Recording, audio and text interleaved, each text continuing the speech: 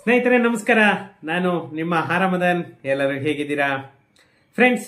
ಎಲ್ಲರೂ ಚೆನ್ನಾಗಿದ್ದೀರಾ ಅನ್ಕೊಳ್ತೇನೆ.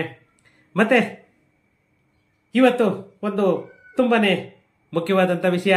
ಯಾಕಂತಂದ್ರೆ ನಿಮ್ಗೆಲ್ಲ ಗೊತ್ತಿರೋ ಅಂಥದ್ದೇನೆ, ನಮ್ಮ ಕರ್ನಾಟಕ ಸರ್ಕಾರ ಪ್ರತಿದಿನಕ್ಕೆ ಒಂದು ಬದಲಾವಣೆಯನ್ನ ತರ್ತಾ ಇರೋದು. ಪ್ರತಿದಿನ ನೀವು ನ್ಯೂಸ್ಗಳಲ್ಲೆಲ್ಲ ನೋಡ್ತಾನೆ ಇದ್ದೀರಾ. ಅದರಲ್ಲೂ ಕೂಡ ನಮ್ಮ CM ಆಗ್ಬೋದು ಅಥವಾ ನಮ್ಮ DCM ಸಾಹೇಬ್ರಾಗ್ಬೋದು, ಮೈನ್ ಫೋಕಸ್ ಬಂದ್ಬಿಟ್ಟು ರಿಯಲ್ ಎಸ್ಟೇಟ್ ಮೇಲೆ ಇಟ್ಟಿದ್ದಾರೆ. ಯಾಕಂತಂದ್ರೆ ಮೈನ್ ಇನ್ಕಮ್ ಅದೇ ಅಲ್ವಾ, ರಿಯಲ್ ಎಸ್ಟೇಟ್. ಎಕ್ಸೈಸ್ ಡಿಪಾರ್ಟ್ಮೆಂಟ್ ಬಿಟ್ರೆ ಬೇರೆ ಯಾವುದ್ರಲ್ಲೂ ಕೂಡ ಅವರಿಗೆ ಅಷ್ಟೆಲ್ಲ ಇನ್ಕಮ್ ಬರಲ್ಲ. ಆದ್ರಿಂದ ಮೇಜರ್ ಇವಕ್ಕೇನೆ ಫೋಕಸ್ ಕೊಡ್ತಾ ಇದ್ದಾರೆ. ಫ್ರೆಂಡ್ಸ್, ಇವತ್ತು ಒಂದು ಮುಖ್ಯವಾದಂತಹ ಬದಲಾವಣೆ ತಂದಿರೋದನ್ನ ಈ ವಿಡಿಯೋದಲ್ಲಿ ನಾವು ನೋಡೋಣ. ಅದಕ್ಕಿಂತ ಮುಂಚೆ ಇನ್ನೂ ನನ್ನ ಚಾನಲ್ ಅನ್ನ ಯಾರೆಲ್ಲ ಸಬ್ಸ್ಕ್ರೈಬ್ ಮಾಡ್ಕೊಂಡಿಲ್ಲ, ಪ್ಲೀಸ್ ಸಬ್ಸ್ಕ್ರೈಬ್ ಮಾಡ್ಕೊಳ್ಳಿ. ಹಾಗೇನೆ ನನ್ನ ವಿಡಿಯೋನ ಶೇರ್ ಮಾಡೋ ಮುಖಾಂತರ ನನಗೆ ಸಪೋರ್ಟ್ ಮಾಡಿ ಅಂತ ಹೇಳ್ತಾ, ಟೈಮ್ ವೇಸ್ಟ್ ಮಾಡೋದು ಬೇಡ, ನಾವು ವಿಡಿಯೋಗೆ ಎಂಟರ್ ಆಗೋಣ. ಏನಂದ್ರೆ, ಈ ನಮ್ಮ ಕರ್ನಾಟಕ ಸರ್ಕಾರ ಎಷ್ಟೋ ದಿನಗಳಿಂದ ಸುಮಾರು ಕೆರೆಗಳನ್ನ ಪ್ರತಿಯೊಂದು ನಮ್ಮ KRS ಪಕ್ಷದಿಂದ ಕೂಡ ಸುಮಾರು ಸಾರಿ ಕರ್ನಾಟಕಕ್ಕೆ ಮನವಿಯನ್ನ ಕೊಟ್ಟಿದ್ರು. ಇಂತಿಂತ ಕೆರೆಗಳು, ಇಂತಿಂತ ಬಿಲ್ಡರ್ಸು, ಇಂತಿಂತ ವ್ಯಕ್ತಿಗಳು ಒತ್ತುವರಿ ಮಾಡ್ಕೊಂಡಿದ್ದಾರೆ ಅಂತ ಹೇಳ್ಬಿಟ್ಟು ಸುಮಾರು ಕಡೆಗೆ ಕಂಪ್ಲೇಂಟ್ಗಳನ್ನ ಮಾಡಿತ್ತು. ಅದರಲ್ಲಿ ಏನೋ ಒಂದು 5% ಅಷ್ಟು ಇವತ್ತು ಆ ಒತ್ತುವರಿಯನ್ನ ತೆರವು ಮಾಡಿದ್ದಾರೆ.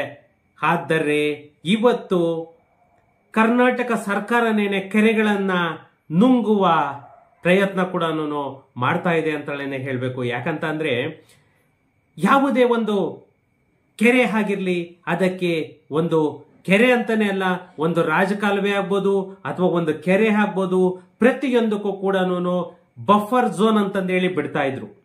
ಅದು ಮೊದಲಿಂದ ಕೂಡ ಯಾವುದೇ ಒಂದು ಕೆರೆ, ಆ ಕೆರೆಯಿಂದ ಇಷ್ಟು ಅಂತರದಲ್ಲಿ ಒಂದು ಬಿಲ್ಡಿಂಗ್ ಕಟ್ಟಬೇಕಾದ್ರೂ, ಒಂದು ಲೇಔಟ್ ಮಾಡ್ಬೇಕಂದ್ರು ಅಷ್ಟು ಬಫರ್ ಝೋನ್ ಅನ್ನ ಬಿಡ್ಲೇಬೇಕು. ಅಥವಾ ಒಂದು ರಾಜಕಾಲುವೆ ಇದೆ, ರಾಜಕಾಲುವೆ ಕೂಡ ಅಷ್ಟೇ, ವಿಡ್ತ್ ಎಷ್ಟಿದೆ ಆ ವಿಡ್ತ್ ಮೇಲೆ ಡಿಪೆಂಡ್ ಮಾಡಿಕೊಂಡು ಇಷ್ಟು ಅಡಿ ಅಥವಾ ಇಷ್ಟು ಮೀಟರ್ ಬಫರ್ ಝೋನ್ ಅನ್ನೋದನ್ನ ನೀವು ಬಿಡ್ಲೇಬೇಕು ಅಂತ ಹೇಳ್ಬಿಟ್ಟು ಮೊದಲಿಂದ ಕೂಡ ಅದು ರೂಲ್ಸ್ ಅಂಡ್ ರೆಗ್ಯುಲೇಷನ್ ಇರೋದು ನಮ್ಮ ಸಿವಿಲ್ ಅಲ್ಲಿ. ಇವಾಗ ಈ ನಮ್ಮ ಕರ್ನಾಟಕದಲ್ಲಿ ಈ ಕಾಂಗ್ರೆಸ್ ಸರ್ಕಾರ ಆ ಬಫರ್ ಝೋನ್ ಅನ್ನು ಕೂಡ ಅರ್ಧದಷ್ಟು ಕಡಿಮೆ ಮಾಡ್ತಾ ಇದ್ದಾರೆ. ಯಾಕಂತಂದ್ರೆ, ಈ ಕೆರೆಗಳು ಏನಿದೆ, ಆ ಕೆರೆ ಪಕ್ಕದಲ್ಲೇ ನೀವು ಮನೆ ಕಟ್ಕೊಳ್ಳಿ, ಆ ಕೆರೆ ಪಕ್ಕದಲ್ಲೇನೆ ನೀವು ಮುಳುಗಿ ಹೋಗಿ ಒಂದು ಕಾನ್ಸೆಪ್ಟ್ ಇರಬೇಕು ಇವ್ರದ್ದು. ಯಾಕಂತಂದ್ರೆ, ಹೇಳ್ಬೇಕು ಅಂತಂದ್ರೆ, ಯಾವುದೇ ಒಂದು ಕೆರೆ ಹಿಂದಿನ ಜಾಗ ಏನಿರುತ್ತೆ, ಆ ಡೌನ್ ನೀರಾವರಿ ಜಾಗ ಅಂತ ಏನ್ ಹೇಳ್ತೀವಿ, ಆ ನೀರಾವರಿ ಜಾಗದಲ್ಲಿ ಅವರು ಪರ್ಮಿಷನ್ ಕೊಡೋಂಗಿಲ್ಲ. ಯಾಕಂತಂದ್ರೆ ಅದು ಪ್ಯೂರ್ಲಿ ಅಗ್ರಿಕಲ್ಚರ್ ಲ್ಯಾಂಡ್ ಮಾತ್ರನೇನೆ ನೀರಾವರಿ ಜಾಗ ಅಂತಲೇನೆ ಅದನ್ನ, ನೀರಾವರಿ ಜಮೀನು ಅಂತಲೇನೆ ಅದನ್ನ ನಾವು ಹೇಳ್ತೀವಿ. ಆದ್ರೆ ಇವರು ಮಾಡ್ತಾ ಇರೋ ಕೆಲಸ ಹೆಂಗಿದೆ ಅಂತಂದ್ರೆ, ಸುಮಾರು ರಾಜಕಾಲುವೆ ಆಗ್ಬೋದು ಅಥವಾ ಕೆರೆಗಳಾಗ್ಬೋದು, ಎಲ್ಲ ಕಡೆಗೂ ಕೂಡ ಯಾಕಂತಂದ್ರೆ ಇವತ್ತೇನೆ ನಮ್ಮ ಬೆಂಗಳೂರಲ್ಲಿ ರಾಜಕಾಲುವೆಗಳೆಲ್ಲ ಕಂಜೆಸ್ಟೆಡ್ ಆಗ್ಬಿಟ್ಟು ಕರೆಕ್ಟ್ ಆಗಿ ನೀರು ಹೋಗಕ್ಕಾಗದೆ ಎಲ್ಲ ರಾಜಕಾಲುವೆಗಳನ್ನ ಒತ್ತುವರಿ ಮಾಡಿಕೊಂಡು ನೀರು ಹೋಗದೆ ಎಷ್ಟೋ ಏರಿಯಾಗಳು ಮುಳುಗೋಗ್ತಾ ಇದೆ. ಅಂತದ್ರಲ್ಲಿ ಇವರು ರಾಜಕಾಲುವೆಯಲ್ಲೂ ಕೂಡ ಬಫರ್ ಝೋನ್ ಅನ್ನ ಅರ್ಧದಷ್ಟು ಕಡಿಮೆ ಮಾಡ್ತಾ ಇದ್ದಾರೆ. ಅಂದ್ರೆ ಇಷ್ಟು ದಿನ ಫಾರ್ ಎಕ್ಸಾಂಪಲ್ 10 ಮೀಟರ್ ಇತ್ತು ಅಂತಂದ್ರೆ ಬಫರ್ ಝೋನ್ ಬಿಡಬೇಕು ಅಂತ, ಇವಾಗ 5 ಮೀಟರ್. 5 ಮೀಟರ್ ಅಂತ ಹೇಳಿದ್ರೆ ನಮ್ಮ ಜನಗಳು ಬಿಡ್ತಾರ, 2 ಮೀಟರ್ ಬರ್ತಾರೆ. ನೋಡೋಣ ಬನ್ನಿ ಈ ವಿಡಿಯೋದಲ್ಲಿ ಅದೇನೇನೋ ಕಾನೂನು ಚೇಂಜ್ ಆಗಿದೆ, ಏನೇನು ರೂಲ್ಸ್ ಅಂಡ್ ರೆಗ್ಯುಲೇಷನ್ ಮಾಡಿದ್ದಾರೆ ಅಂತಂದ್ರೆ. ಯಾಕಂತಂದ್ರೆ ನಮ್ಮ ಬೆಂಗಳೂರಲ್ಲಿ ಅಥವಾ ನಮ್ಮ ಕರ್ನಾಟಕ ರಾಜ್ಯದಲ್ಲಿ ಮಳೆ ನೀರು ಏನು ಹರಿಯುತ್ತೆ, ಆ ಮಳೆ ನೀರು ಹರಿಸುವ ರಾಜಕಾಲುವೆಗಳ ಬಫರ್ ವಲಯವನ್ನು ಈಗಿರುವ ವ್ಯಾಪ್ತಿಗಿಂತ ಸುಮಾರು ಅರ್ಧದಷ್ಟು ಕಡಿಮೆ ಮಾಡಲು ನಮ್ಮ ಕರ್ನಾಟಕ ಸರ್ಕಾರ ಮುಂದಾಗಿದೆ.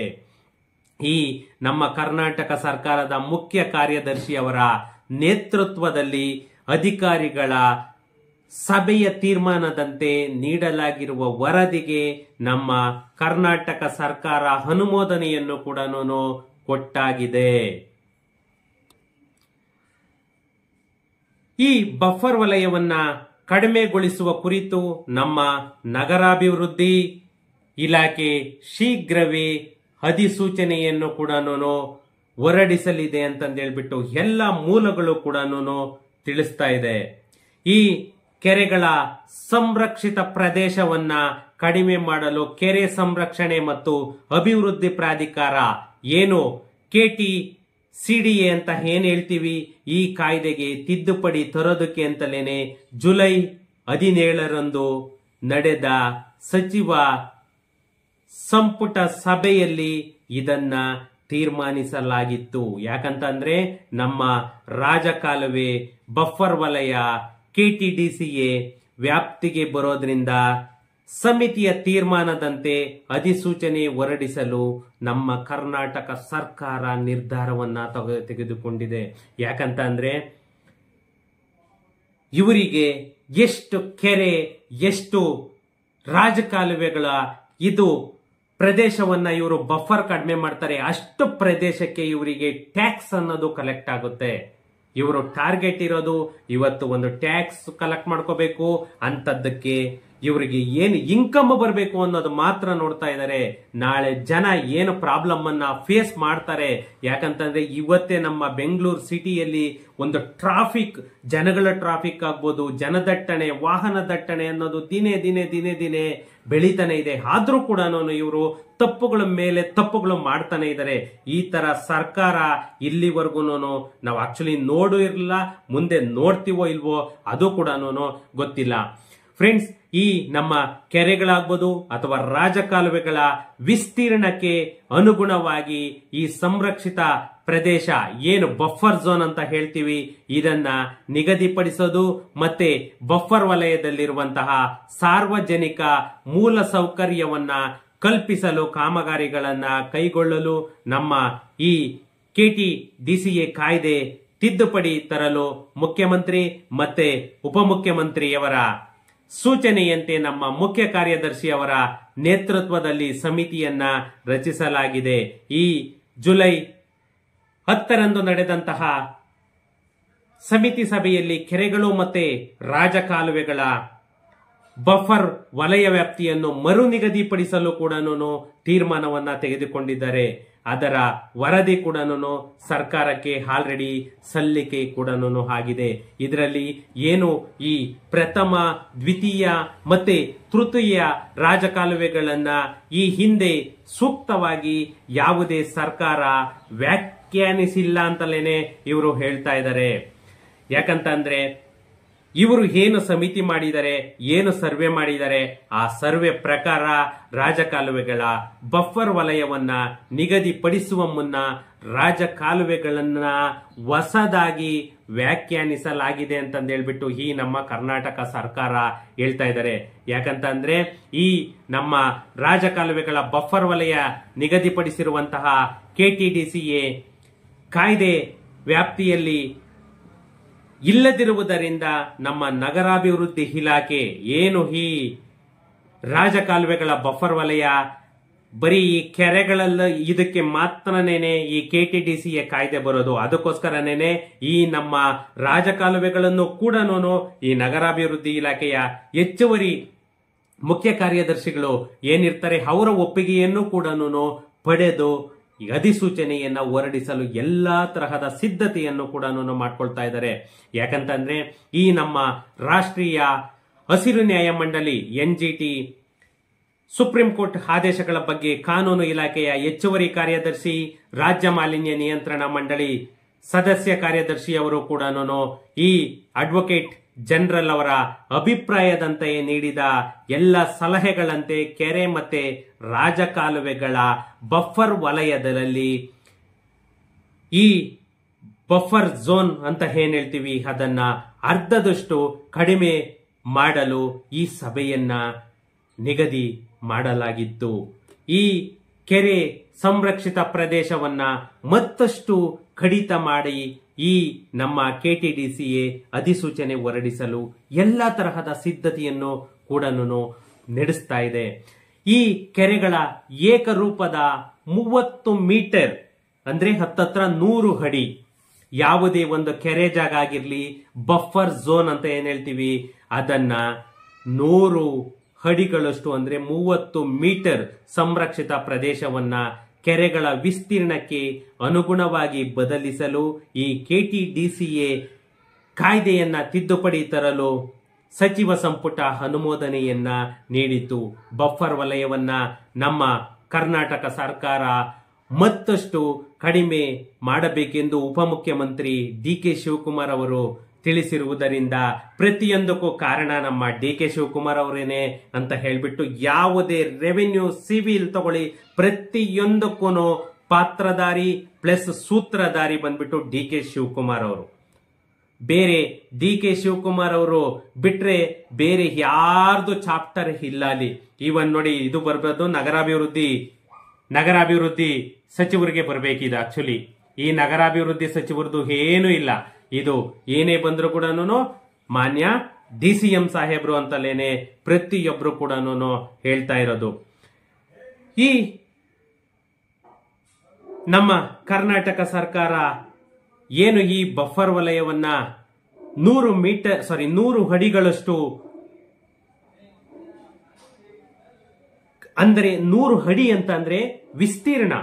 ಯಾಕಂತಂದ್ರೆ ಯಾವ ಕೆರೆಗಳು ಎಷ್ಟು ದೊಡ್ಡದಾಗಿದೆ ಮತ್ತೆ ಯಾವ ರಾಜಕಾಲುವೆ ಎಷ್ಟು ಮೀಟರ್ ಎಷ್ಟು ಅಡಿ ವಿಸ್ತೀರ್ಣ ಮೀನ್ಸ್ ವಿಡ್ತ್ ಇದೆ ಅಂತ ಹೇಳ್ಬಿಟ್ಟು ಅದಕ್ಕೆ ಅನುಗುಣವಾಗಿ ಬಫರ್ ಝೋನ್ ಅನ್ನ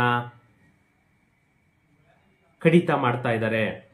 ಈ ರಾಜಕಾಲುವೆಗಳ ಹೊಸ ವ್ಯಾಖ್ಯಾನ ಅನ್ನೋದು ಏನು ಅಂತ ಅಂದ್ರೆ, ಪ್ರಾಥಮಿಕ ರಾಜಕಾಲುವೆ, ದ್ವಿತೀಯ ರಾಜಕಾಲುವೆ, ತೃತೀಯ ರಾಜಕಾಲುವೆ ಅಂತ ಹೇಳ್ಬಿಟ್ಟು 3 ವಿಧದಲ್ಲಿ ಇದನ್ನ ಕ್ರಿಯೇಟ್ ಮಾಡ್ತಾ ಇದ್ದಾರೆ. ಪ್ರಾಥಮಿಕ ರಾಜಕಾಲುವೆ ಅಂತಂದ್ರೆ ಕಂದಾಯ ಇಲಾಖೆಗಳಲ್ಲಿ ನೈಸರ್ಗಿಕ ಕಾಲುವೆ, ನಾಲಾ ಅಂದ್ರೆ ಮಳೆ ನೀರು ಹೋಗ್ಲಿಕ್ಕೆ ಏನು ಮಾಡಿದ್ರು ಅಥವಾ ಕೆರೆ ನೀರು ಕೋಡಿ ಬಿದ್ದು ಹೋಗುತ್ತಲ್ಲ, ಅದನ್ನ ಕೆರೆಗಳಿಂದ ಕೆರೆಗೆ ಅಥವಾ ಕೆರೆಯಿಂದ ನದಿಗಳಿಗೆ ಮಳೆ ನೀರು ಹರಿಸುವ ಕಾಲುವೆಯನ್ನ ಪ್ರಾಥಮಿಕ ರಾಜಕಾಲುವೆ.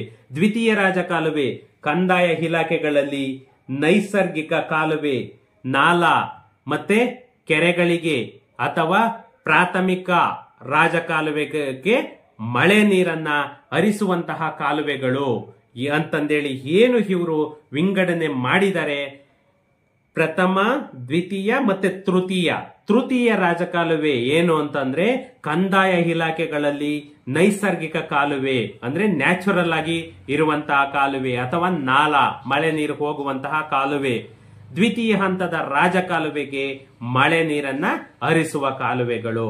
ಈ ತರ 3 ಹಂತವಾಗಿ ಆ ರಾಜಕಾಲುವೆಗಳನ್ನು ಕೂಡ ಇವರು ಕ್ರಿಯೇಟ್ ಮಾಡ್ಕೊಂಡಿದ್ದಾರೆ. ಅದಕ್ಕೆ ಅನುಗುಣವಾಗಿ ಬಫರ್ ಝೋನ್ ಅನ್ನು ಕೂಡ ಬಿಡಬೇಕು ಅಂತ ಹೇಳ್ಬಿಟ್ಟು ಇವರು ಎಲ್ಲಾ ತರಹದ ತೀರ್ಮಾನವನ್ನು ಕೂಡ ಆಲ್ರೆಡಿ ಕೈಗೊಂಡಾಗಿದೆ. ಇನ್ನು ಬರೀ ಅಧಿಸೂಚನೆ ಬರಬೇಕು ಅಷ್ಟೇನೇನೆ. ಅದು ಬರ್ತಿದ್ದಾಗೇನೇನೆ ನೀವು ಇನ್ನು ಯಾವುದೇ ಒಂದು ಅಪಾರ್ಟ್ಮೆಂಟ್ ಕಟ್ಟಬೇಕಂದ್ರೂ ಒಂದು ಮನೆ ಕಟ್ಟಬೇಕಂದ್ರೂ ಕೂಡ ಆ ಬಫರ್ ಝೋನ್ ಅನ್ನ ನೋಡಿಕೊಂಡು ನೀವು ಬಿಲ್ಡಿಂಗ್ ಅಥವಾ ಲೇಔಟ್ ಅಲ್ಲಿ ಸೈಟ್ ತಗೊಳ್ಬೇಕಂದ್ರೂ ಕೂಡ ಅದನ್ನ ಚೆಕ್ ಮಾಡಿಕೊಂಡು ನೀವು ಪರ್ಚೇಸ್ ಮಾಡಬಹುದು. ಇದು ಒಂದು ನಮ್ಮ ಕರ್ನಾಟಕ ಸರ್ಕಾರದ ಅತಿ ಮುಖ್ಯವಾದಂತಹ ಬದಲಾವಣೆ ಅಂತ ಹೇಳಿದ್ರೆ ಖಂಡಿತ ತಪ್ಪೇನಿಲ್ಲ. ಇನ್ನು ಏನೇನು ಮಾಡ್ತಾರೆ ಅಂತ ಹೇಳ್ಬಿಟ್ಟು ಸದ್ಯ ಬಫರ್ ಝೋನ್ ಅನ್ನು ಕಡಿತ ಮಾಡ್ತಾ ಇದ್ದಾರೆ. ಇವರು ರಾಜಕಾಲುವೆಯನ್ನು ಕೂಡ ಮುಚ್ಚಿ ಅದನ್ನು ಕೂಡ ಕಡಿತ ಮಾಡ್ತೀವಿ ಅಂತ ಹೇಳಿಲ್ಲ. ಕೆರೆಗಳನ್ನ ಮುಚ್ಚಿಬಿಟ್ಟು ಅದನ್ನ ಸ್ವಲ್ಪ 50% ಕಡಿತ ಮಾಡ್ತೀವಿ ಅಂತ ಹೇಳಿಲ್ಲ. ಅದಕ್ಕೆ ಅಪ್ರಿಸಿಯೇಟ್ ಮಾಡೋಣ, ಅದಕ್ಕೆ ಖುಷಿ ಪಡೋಣ. ಓಕೆ ಫ್ರೆಂಡ್ಸ್, ಸಿಗೋಣ ನೆಕ್ಸ್ಟ್ ವಿಡಿಯೋದಲ್ಲಿ. Thank you.